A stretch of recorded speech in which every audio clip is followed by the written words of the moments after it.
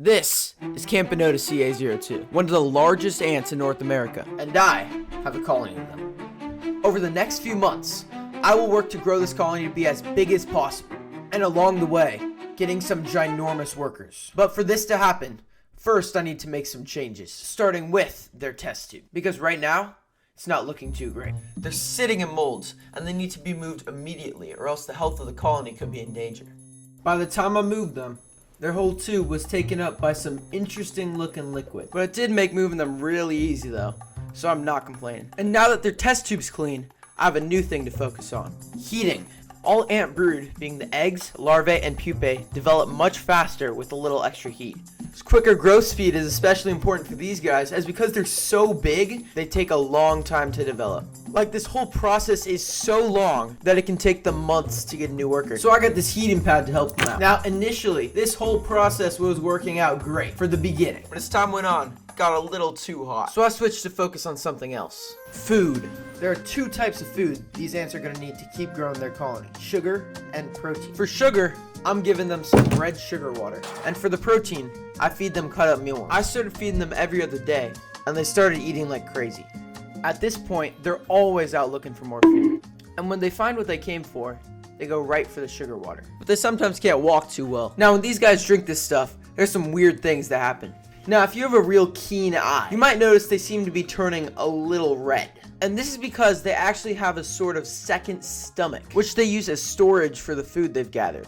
Now, once they got all that sugar water, they go right on back to the colony and share it with the rest of the workers. And because they still got to feed all the larvae, they grab all the mealworms from outside and bring them into the tube for them to eat. And all this food really was working, because almost every day, it seemed like there was always more eggs. And with these eggs come larvae.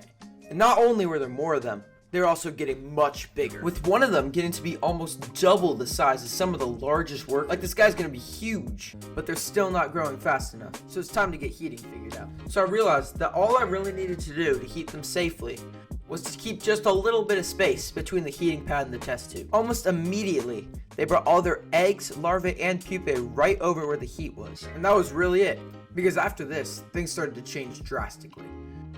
Over the course of just 2 weeks, nearly every larvae had turned into a pupa, and the tube was full of them. Even that one giant larvae had turned into a pupa. And for the first time in months, new workers started to emerge.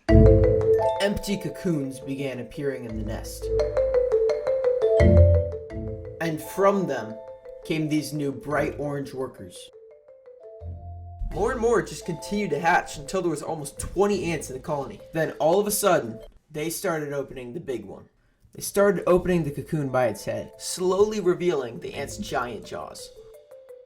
It all started with just one worker, but it didn't take long for others to start helping. Then, the head was out, and as more time passed, so was most of its body. Until at last, the cocoon was empty, and next to it was the largest worker this colony has ever seen. Giant workers, like this one, are exactly what these ants are known for. And while it first struggled with walking and just moving around in general, as its exoskeleton hardened, it soon became a major contributor to the colony as a refrigerator. Because usually, giant workers like her are going to be the ones storing the food. And they have been needing lots of it.